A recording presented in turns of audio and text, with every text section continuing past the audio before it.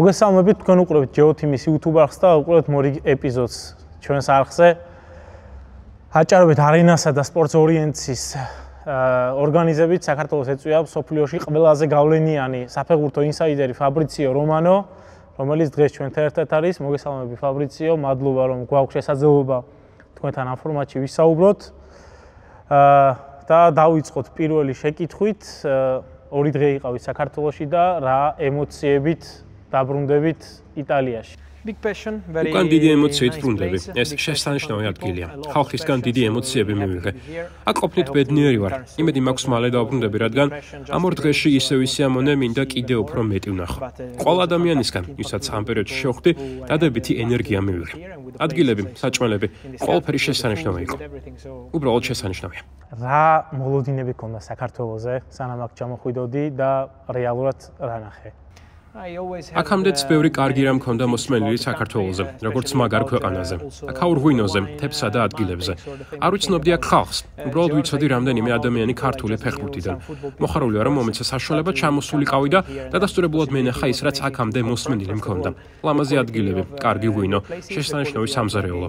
ასევე მქონდა საშუალება მენახა ხალხი, რომელიც ძალიან ემოციურია ფეხბურთის მიმართ და არა მხოლოდ. ქართული ხალხი ძალიან სტუმართ მოყვარია. ხალხი ახსენეთ და რამდენად მნიშვნელოვანი ადამიანისთვის, თქვენაირი ადამიანისთვის, რომელიც ხალხისთვის მუშაობს, შეხვდეს ხალხს და მიიღოს ემოციები მათგან. ეს ყოველთვის ძალიან მნიშვნელოვანია, რადგან ჩახვიდე ახალ გარემოში და მიიღო კავშირი ხალხისგან, ეხმარება გაიგო, როგორ აფასებენ ისინი შენს გაწეულ სამუშაოს. ესაა საშუალება ისწავლო და განვითარდე. ასეთ დროს ცდილობ გაიგო, რას გრძნობს ხალხი. მათი კითხვების დროს იგებ თუ რისი გაგება სურთ და რისი გაკეთება უნდათ. ამიტომაც ეს დიდი შესაძლებლობაა ცვლილებების. ეს კარგი შეხვედრა იყო იმ ცნობის მოყარე ადამიანებისთვის, რომელთაც აინტერესებთ, როგორ მუშაობს ეს ინდუსტრია, საფეხბურთო ტრანსფერები. ჩემი სამუშაო და ეს ყველაფერი კარგი შესაძლებლობა იყო. როგორც ვიცით, მე ხშირად გადავნებ თვალს, დიდი ხანია ჩვენ ერთმანეთი გამოწერილი გვყავს, ხშირად არ მართავ ქვეყნის საზღვრებს გარეთ მსგავსი ტიპის შეხვედრებს. რა იყო მთავარი მიზეზი, რის გამოც საქართველოში ჩამოსვლას დათანხმდი? ამ ქვეყნიდან ყოველთვის შესანიშნავი კავშირები მქონდა ხალხთან. შენ თავად ახსენე, რომ ჩვენ დიდი ხანია ვსაუბრობთ. ასევე ფეხბურთელები, კვარა, მამარდაშვილი, მათი აგენტები, ფეხბურთელების ახლო წევრები. ეს შესანიშნავი კავშირებია და ქვეყანა, საიდანაც ისინი არიან, ნამყოფი არ ვიყავი. ეს იყო საშუალება აღმომეჩინა ახალი ქვეყანა, თქვენი კულტურა, ემოციები, რამდენადაა ყურადღება აქ ფეხბურთისადმი, ჟურნალისტების საქმიანობისკენ. ეს იყო საშუალება გამომეცადა და გამეკეთებინა რაღაც ახალი, განსხვავებული. ასევე კარგი დროც იყო ამისთვის, სატრანსფერო ფანჯრის შემდეგ, მომეცა შანსი სიამოვნება მიმიღო სხვა რაღაცებითაც, გარდა ტელეფონში იყურებით. იმაზე ბევრად ბედნიერი ვარ, ვიდრე ამას ველოდი. იტალიელი ხარ, ნეაპოლიდან, საკმაოდ ემოციური ქვეყნის შვილი. ბევრი ამბობს, რომ ქართველებს და იტალიელებს ძალიან ბევრი მსგავსება გვაქვს ხასიათში. რაც აქ ნახე, შეიძლება თუ არა დაეთანხმო ამ მოსაზრებას. დიახ, მართლაც ძალიან ემოციური ხალხი ვართ. თან ნეაპოლიდან, სამხრეთ იტალიიდან ვარ. აქ კიდევ უფრო მეტი ემოციაა, ვიდრე იტალიის სხვა მხარეში. რა თქმა უნდა, იგივე ვიგრძენი აქაც. ასე რომ 100% ვეთანხმები ამ მოსაზრებას. ფიქრობ, ამ ორ ქვეყანას შორის ყოველთვის კარგი კავშირი იყო. არასდროს ყოფილა რაიმე სახის პრობლემა. ამიტომაც მაქვს ასეთი საერთო შეგრძნებები. საფეხბურთო შეკითხვებზე რო გადავიდეთ, შენ ხარ ფაბრიციო რომანო, მსოფლიოში ყველაზე გავლენიანი სპორტული ინსაიდერი. როგორ გწუხს რომ გიცნობდეს ხალხი ახლა და თუნდაც 20 წლის შემდეგ? მე ყოველთვის ვინარჩუნებ ურთიერთობებს საუკეთესო გზით, რადგან ჩემთვის მნიშვნელოვანია გქონდეს კავშირი და მეგობრული დამოკიდებულება ხალხთან. ეს კი შეიძლება იმ წამს არ იყოს ინფორმაციის მხრივ ყველაზე რელევანტური ჩემთვის. თუმცა კარგი ურთიერთობის დამყარება მნიშვნელოვანია არა მხოლოდ ურთიერთობებისთვის, არამედ სიახლეებისთვისაც. რადგან ეს არის შესაძლებლობა დატკბე იმ პროცესით, რომელსაც გადიხარ. და ყოველთვის ვფიქრობ სიახლეებსა და ახალ დეტალებზე. მე ყოველთვის ვცდილობ სიამოვნება მივიღო იმ საქმით, რასაც ვაკეთებ. და ეს მეგობრული ურთიერთობები ჩემთვის ძალიან მნიშვნელოვანია, რადგან ეს მაძლევს საშუალებას ვისიამოვნო იმ პროცესით, რაც დგას ყველა ინფორმაციის და სიახლის უკან. behind the news, behind the game, and so always a big opportunity. ახლა რომ ამ ინტერვიუს წერთ, ჯერ არ ვიცით ოქროს ბურთის გამარჯვებული ვინ იქნება. თუმცა ის ვიცით, რომ ოქროს ბურთის დაჯილდოებაზე იქნება ქართველი, ზედმეტ მესამედ ხვიჩა, მამარდა, კვლავ ხვიჩა წელს. როგორ ფიქრობ, რას ნიშნავს საქართველოსნაირი ქვეყნისთვის, რომ ყავდეს ოქროს ბურთზე თავისი წარმომადგენელი? Well, look, special is always something special. ყოველთვის განსაკუთრებულია ყავდეს შენი წარმომადგენელი ოქროს ბურთის დაჯილდოებაზე. ეს ყველაზე დიდი საფეხბურთო სცენაა მსოფლიოში. ეს არ მხოლოდ წარმოუდგენელი რამეა ფეხბურთელისთვის, არამედ საშუალებაა შენი ყოფნით მაგალითი მისცე მომავალ მოთამაშეებს, რომლებიც ხედავენ ფეხბურთელის გზას, მათთვის საყვარელ მოთამაშეებს წითელ ხალიჩაზე. და იქ ყოფნა ფანტასტიკური შესაძლებლობა. ლოცავ ხვიჩას და მამარდაშვილს იქ მოხვედრას, რადგან მოხვდე ოქროს ბურთის დაჯილდოებაზე სოფლიოს საუკეთესო ფეხბურთელთა მოკლესიაში, ეს დიდი მიღწევაა. მაგრამ ასევე ვფიქრობ, რომ ეს მხოლოდ დასაწყისია. 2 წლის წინ ჩვენ ვისაუბრეთ მილანში და მაშინ მითხრა, რომ ხვიჩას შეუძლია მოიგოს ოქროს ბურთი. მაშინ ხვიჩა იყო ნაპოლის ფეხბურთელი, დღეს არის PSG-ის ფეხბურთელი. როგორ შეაფასებ ხვიჩას და ოქროს ბურთის შესაძლო შანსებს მომავალში? ეს შეიძლება ერთ დღეს მოხდეს, რატომაც არა. ფიქრობ, მას ყველაფერი გააჩნია გამარჯვებისთვის. ცხადია, ოქროს ბურთის მოგებისთვის საჭიროა, რომ სამყარო ერთ აზრზე იყოს. შეიძლება ეს იყოს მსოფლიო ჩემპიონატის სეზონი. ჩემპიონთა ლიგაზე კარგად ითამაშოს და გაიტანოს გოლები გადამწყვეტ მატჩებში, რაც დიდ გავლენას მოახდენს, მაგრამ ჩემთვის კვარაცხელია მსოფლიოში ერთ-ერთი საუკეთესო მოთამაშეა და ყოველთვის აქვს შანსი საუკეთესო ფეხბურთელებს შორის მოხვდეს. მაგალითად, თუ ვისაუბრებთ უსმან დემბელეზე, 3-4 წლის წინ ყოველთვის წარმოუდგენელი იყო, რომ მას ექნებოდა დიდი შანსი ოქროს ბურთის მოგების. ასე რომ, თუ გვაქვს უნარები, ყავს სწორი მწვრთნელი, შესაძფერისი გარემო და კარგი სეზონი, იღბლის შემთხვევაში ეს შანსი შენამდე მოვა. ამიტომ ვფიქრობ, კვარას აქვს ოქროს ბურთის მოგების შანსი. შეიძლება ეს არც სიადვილი იყოს, თუმცა შანსი აუცილებლად ექნება. ჯეოთიმის გენერალური მხარდამჭერია ქართველების საყვარელი წყალი ნაბეღლავი, რომელსაც ხომ მივირთმევ და შემდეგ ერთად გავაგრძელოთ ინტერვიუს ყურება.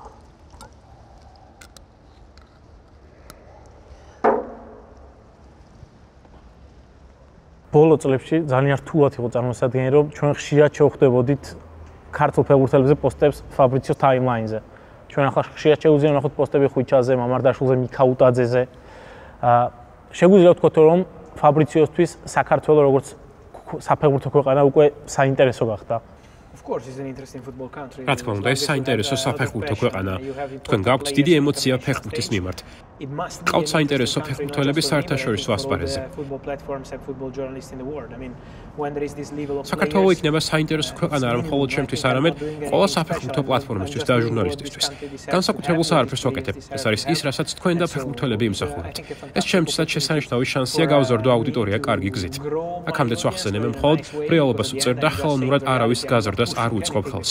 ულოცავ ფეხბურთელებს, ვინც დიდ წარმატებას მიაღწიეს ბოლო წლებში, მაგრამ გონია, რომ ისინი კიდევ უფრო მეტს გააკეთებენ მომავალში. 2025 წლის იანვრის ბომბა ტრანსფერი იყო ხვიჩა PSG-ში. საკმაოდ ბევრი სტატუსი და აპდეიტი ჰქონდა ამ ტრანსფერის შესახებ. როგორ ფიქრობ, რა დაკარგა ნაპოლიმ ხვიჩას PSG-ში წასვლით? ნაპოლიმ ტიტული მოიგო, ასე რომ ამ ყველაფერს განსხვავებული გავლენა ჰქონდა, რადგან როცა იგებ, აღარ ტირი იმაზე, რაც მოხდა. კონტე ნაპოლის გაჩემპიონებაში დაეხმარა და ასევე დაეხმარა იმაში, რომ არ გამოჩენილი იყო ის დიდი დანაკარგი, რაც ისეთი დიდებული მოთამაშის წასვლას მოყვება, როგორიც კვარა. მაგრამ ტექნიკური თვალსაზრისით, მათ დაკარგეს ფეხბურთელი, რომელიც ყოველთვის ქმნიდა რაღაც განსხვავებულს, ყოველთვის ამოუცნობი იყო, ყოველთვის საუკეთესო ხარისხს აჩვენებდა. 10-15 გოლს და ასისტს აკეთებდა სეზონის განმავლობაში. ის იმ ფეხბურთელთა კატეგორიაში, რომელიც მოედანზე ყოველთვის განსხვავებას ქმნის. ხვიჩა ერთ-ერთი თამაში მსოფლიოში ერთ-ერთი საუკეთესოა. ასეთი ფეხბურთელის პოვნა მარტივი არ არის. ასევე უნდა სცე პატივი ფეხბურთელის სურვილებს წავიდეს გუნდში, რომელსაც ჩემპიონთა ლიგის მოგება შეუძლია. შესთავაზებს უკეთეს ხელფას. კიდევ რამდენიმე ფაქტორი. რადგანაც ნაპოლიმ ტიტული მოიგო, თითქოს ვიღაცებისთვის ხვიჩას გაკეთებული საქმე ნაკლებად განსაკუთრებულია, მაგრამ დარწმუნებული ვარ, მომავალში ხალხი კიდევ უფრო კარგად გაიაზრებს, რომ რომ რაც ხვიჩამ გააკეთა, საოცრად განსაკუთრებულია. წლების შემდეგ მოგებულ სკუდეტოში ხვიჩას ლიდერული როლი განსაკუთრებული იყო. ეს სამუდამოდ არჩება და ამას ვერავინ წაიღებს ნაპოლის ისტორიიდან, რაც ხვიჩამ ამ გუნდისთვის გააკეთა. ის უაპარაკოდ ნაპოლის ლეგენდა. და როგორ უყურებ გიორგი მამარდაშვილის მომავალს ლივერპულში? მას ლივერპულში პოზიტიური მომავალი ელის. ამ საკითხს ოპტიმისტურად უყურებ, რადგან ლივერპულს ის ძალიან უნდოდა. მათ გეგმა ჰქონდათ მამარდაშვილზე. უნდა გაიაზრო, რომ როცა ლივერპულში მიდიხარ, მომენტალურად ვერ გახდები შემადგენლობის წევრი. ამას დროს სჭირდება. განსაკუთრებით როცა ვსაუბრობთ მეკარეზე. ყოველთვის ვამბობ, რომ მეკარის პოზიცია განსხვავებულია სატრანსფერო ფანჯარაზე. ადაპტირებისთვისაც მათ სხვანაირი მიდგომა სჭირდებათ. უნდა იყოს სწავლისკენ მიმართული, უნდა იყოს მომთმენი, რადგან შენი მომენტი აუცილებლად მოვა. მისი ხარისხი ნამდვილად ტოპ მეკარისაა. ასე რომ დარწმუნებული ვარ, მისი მომავალი ლივერპულში ნათელია. როცა ალისონი წავა, ეს იქნება ახალი ნაბიჯის შანსი მის კარიერაში, მაგრამ ახლა დარწმუნებული ვარ, ის ძალიან ბევრს შრომობს მისი ადგილის გასამყარებლად. ნახოთ რა იქნება 2026 წელს. როცა ჩვენ ვსაუბრობთ ტრანსფერებზე, ერთ-ერთი ქართულის ტრანსფერი, რომელიც შენ აუწყე მაყურებელს, იყო გიორგი მიქაუტაძის ტრანსფერი მონაკოში, რომელიც არ შედგა. ამ შეკითხვაზე გამახსენდა, როცა რაღაცას დაწერდა, აი ესე არ ხდება, არის ხალხის რაღაც კატეგორია, რომელიც ამას აღნიშნავს. ისინი ამას ხარობენ. როგორ ფიქრობ, ეს შურის გამოა? არა, რადგან ვფიქრობ, რომ როცა შენ ხარ დიდი, ერთხელ ჟოზე მოურინიამ თქვა, იესო ქრისტეც კი ვერ დააფასა ყველამ. ძალიან ბუნებრივია, როცა ხარ დიდი, არის ხალხი, ვინც ბედნიერია შენ გამო, შენ მხარესაა და არის ხალხი, ვინც შენ წინააღმდეგაა. ეს არის როგორც მესი და რონალდუს ისტორია. ეს ხალხი 20 წელია თითქმის ყველა მატჩში გოლს იტანს და თუ ისინი ერთ პენალტს გააფუჭებენ, ხალხი აღნიშნავს და საუბრობს მათზე, რომ ლუზერები არიან. ეს სასაცილოა.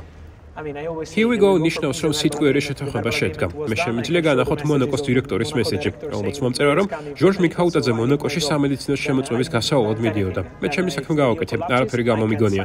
თუ შეთანხმება ჩავარდება, მე ვერ მოვაწერ ხელს მათ რაცლად. თუ 100%-იანი სიზუსტე გინდა, დავალოდე ოფიციალურ განცხადებას. მაშინ აღარ გჭირდები არც მე და არც სხვა ჟურნალისტი breaking news-ებისთვის. მეგობრებო, შეგახსენებთ, რომ ჯეოთიმის არხის წარმდგენი აჭარაბეთი, მადლობა მათ ჩვენი გვერდში დგომისთვის და შეგახსენებთ იმასაც, რომ ფაბრიციო რომლა საქართველოში ჩამოვიდა აჭარაბეთ არენას და სპორტს ორიენტის ორგანიზებით. მე არ კითხავ რომელიმე ტრანსფერის შესახებ ისტორიას, თუმცა კითხავ შემდეგ რაღაცას. თუ არის ესეთი ისტორია, შენსაყვარელი ისტორია, რომელიც სურს რომ ყველა მიცოდეს. რა თქმა უნდა, ბრუნო ფერნანდეშის ტრანსფერის გამოცხადება მანჩესტერ იუნაიტედში, რომელმაც ჩემი ცხოვრება შეცვალა. ჩემი ტვინი რამდენიმე ტრანსფერს იხსენებს ახლა. მაგრამ თუ ერთი უნდა ვთქვა, რა თქმა უნდა, ბრუნოს ტრანსფერმა ყველაზე დიდი კმაყოფილება გამოიწვია ჩემში. ბევრი ადამიანი ეჭვის თვალით მიყურებდა, ეს იყო ჩემი საერთაშორისო კარიერის დასაწყისი.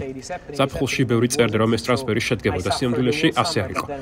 მთელი ზაფხული მოვიცადე და მართალი ვიყავი და შემდეგ როცა უკვე გამოაცხადე ამ ტრანსფერის შესახებ და დავდე ფოტო, როცა ის თვითმფრინავით მიფრინავდა ინგლისში, ეს იყო მომენტი, რომელმაც დიდი გავლენა მოახდინა მანჩესტერ იუნაიტედის გულშემატკივრებში. ეს საოცარი და უდიდესი გაერთიანებაა გულშემატკივრების. ისინი ყოველთვის თბილად მწერდნენ და გულშემატკივრებდნენ. დაუდებოდნენ სიახლეებს ჩემგან.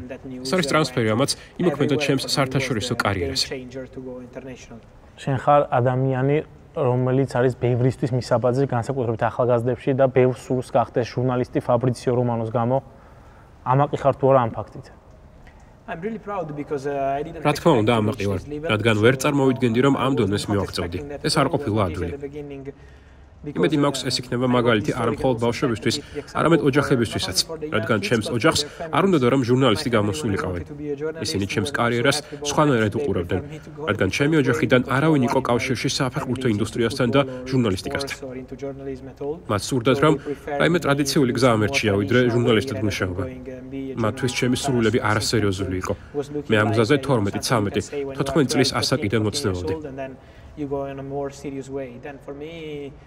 ვამაყობ, რადგან იმედი მაქვს, ეს იქნება როგორც ბავშვებისთვის, ასევე მათი ოჯახებისთვის. მათ ყველაფერს საუკეთესოს უსურვებ და ოჯახის წევრებს ვიტყვი, რომ გამოუცხადონ ნდობა თავიანთი შვილების სურვილებს და ოცნებებს, რადგან შეიძლება ეს ოცნება ახდეს და იყოს წარმატებული კარიერის დასაწყისი. და ბოლო შეკითხვა მექნება, რა იქნება შენი რჩევა ადამიანებისთვის, რომლებსაც სურთ გახდნენ ჟურნალისტები, როგორც არის ფაბრიციო რომანო? პირველი როგორც წესი, ისწავლონ ბევრი ენა, რამდენიც შეუძლიათ, რადგან ეს ძალიან მნიშვნელოვანია.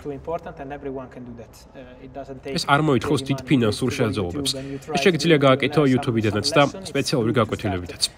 ყველა გზით უნდა სცადო, გააუმჯობესო შენი უცხო ენა. უბრალოდ სცადონ ისაუბრონ მეგობრებთან, კოლეგებთან და იკითხონ სიახლეები. უცხო ენები ძალიან საჭიროა. შემდეგ კი სცადონ ახალი პლატფორმები, რადგან თუ შევადარებთ იმ პერიოდს, როცა მე დავიწყე, მაშინ ძალიან ტრადიციული ჟურნალისტიკა იყო. ახლა შეგიძლია რამდენიმე პლატფორმა ერთდროულად დაფარო. ასევე შეგიძლია დაუშვო შეცდომები, რაც ძალიან მნიშვნელოვანია ამ პროცესში. თუ რაღაც არ გამოვა, არ იდარდო. სცადე ხელახლა, დააჩვენე ყველა შენს პლატფორმაზე ემოცია, თუ რა გულით აკეთებ საქმეს. როცა ხარ 17, 18, 19, 20 წლის, ზუსტად არ იცი რა არის შენი გზა, ამიტომ ამ ასაკში შეცდომები ჩვეულებრივი მომენტია. არ შეგეშინეს, ცადე და ისწავლე უცხო ენები, რადგან ეს არის გზა, რომელიც მიგიყვანს უმაღლეს დონემდე.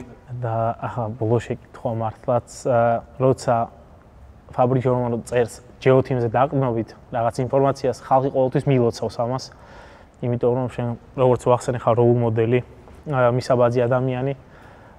ჩვენს მე ესე შეკითხოს დაგისვა, რამდენად სანდრო წყაროა ფაბრიკო რომანოსთვის GeoTeam-ი. რა თქმა უნდა. როგორც შენ თქვი, ბევრი ქართველი ფეხბურთელის გამომწერი ვარ და კიდევ ერთხელ ვიტყვი, როცა გაქვს საშუალება შექმნა პლატფორმა შენი ქვეყნისთვის, რომელიც შენი ქვეყნის ფეხბურთს პოზიტიური კუთხით წარმოაჩენს, ყოველთვის დაუჭირო მხარი, ყოველთვის დაწერო მათზე ინფორმაციები. ეს საუკეთესო რამეა, რაც შეგიძლია გააკეთო შენი ფეხბურთისთვის, შენი ქვეყნისთვის და შენი ფეხბურთელებისთვის. ასე რომ შენს კითხვაზე პასუხი არის, რა თქმა უნდა. Thank you, brother. მადლობა, ეს იყო ჩვენი ინტერვიუ ფაბრიციო რომანოსთან. მედია ისიამურეთ, მადლობა აჭარაბეთ არენას და სპორტს ორიენტს, რომ მოგცეს საშუალება ჩამოსულიყო ფაბრიციო რომანო საქართველოში და გქონოდა მასთან ექსკლუზიური ინტერვიუ, რომელსაც ახლა უყურებთ. გთხოვთ რომ გამოიწეროთ ჩვენი YouTube არხი, მოიწონოთ ეს ვიდეო, დაგვიტოვოთ კომენტარები ვიდეოსთან დაკავშირებით. მადლობა და მომავალ შეხვედრამდე.